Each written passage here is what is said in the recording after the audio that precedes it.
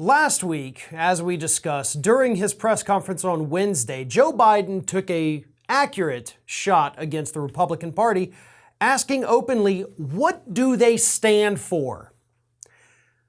Well, 4 days later, Kevin McCarthy finally came up with an answer, and on Sunday, he tweeted out exactly what the Republican Party stands for, President Biden. This is what he said. I heard President Biden ask repeatedly, what are Republicans for? I'll happily answer.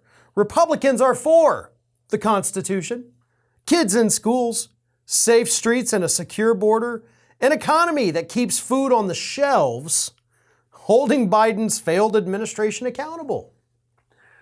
So there you have it, folks. Those are the very vague and meaningless things that Republicans are for. Kids in schools. Constitution. We're for good things and against bad things, right?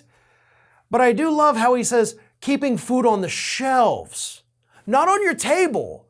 You know, he doesn't give a damn if you can eat or feed your family at all. No. As long as there's plenty of food on the grocery store shelves, which for the record there is, he's okay with that. And of course, holding this failed administration accountable. Accountable for what? You may not be happy with everything the Biden administration has done. I know I sure as hell ain't. But hold them accountable? Like, are you trying to suggest they've committed any kind of crime? And again, you're like, I'll happily tell you this 4 days later, because apparently that's how long it took for you to come up with this little bullet point list that you sent out on Twitter that again means absolutely nothing. It's just a bunch of vague platitudes. Well, don't worry, because Republican Senator Joni Ernst was asked the same question on CNN this weekend. And Joni had a little bit of a better answer than Kevin McCarthy. Just a little bit, still vague as hell. Here it is. Stand for a strong, free, and prosperous nation. Okay, that means nothing. Those are just words that she put together. And then she actually did get into a little bit more detail. So one, we need to tackle the issue of inflation. Biden's facing a 40-year high with inflation rate, and Iowans and all Americans are feeling those pressures. Okay, but what are you going to do? Like, deal with the inflation rate. Cool. How? What's your plan, Senator Ernst? Please do tell us, because you didn't tell us in your point here. She then moves on. We need to make sure that American families have access to testing for COVID-19. But certainly we want to make sure that they're getting their children back into school and that their workplaces are safe and they can return to work, because that's the bottom line, right? Pack the kids back into schools, get the parents back to work. Oh, and if you want to get a test, sure, you can get a test. The Biden administration's already done those things. They're sending out tests.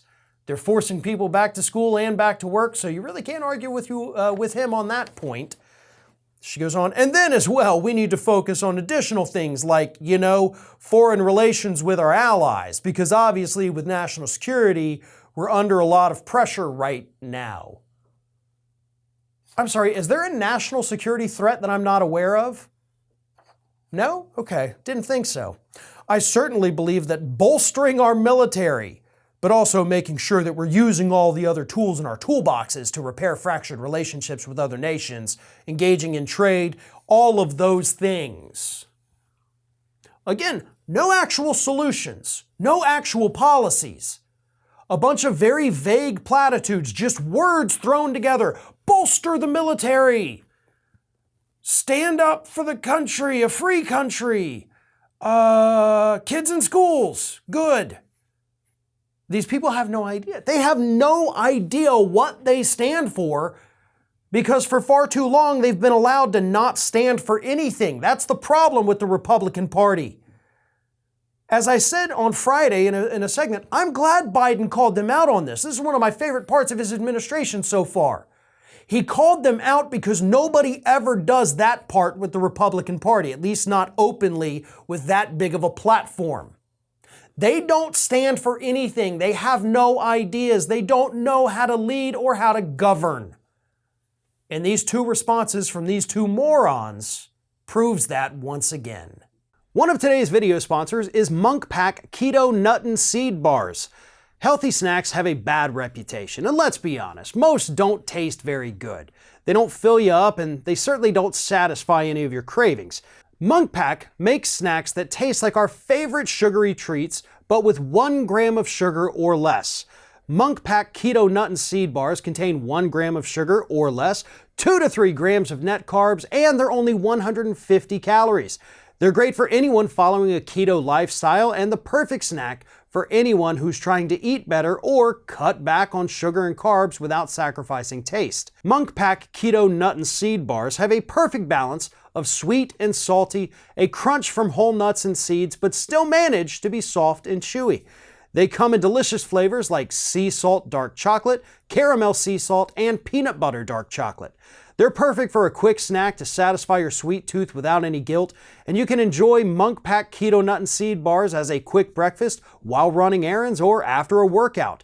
In addition to being keto-friendly, the bars are also gluten-free, plant-based, non-GMO with no soy, trans fats, sugar alcohols, or artificial colors. So try it for yourself and you'll see, and we have a special deal for our Ring of Fire viewers. Get 20% off your first purchase of any Munk-Pack product by visiting munkpack.com and entering our code ROF at checkout.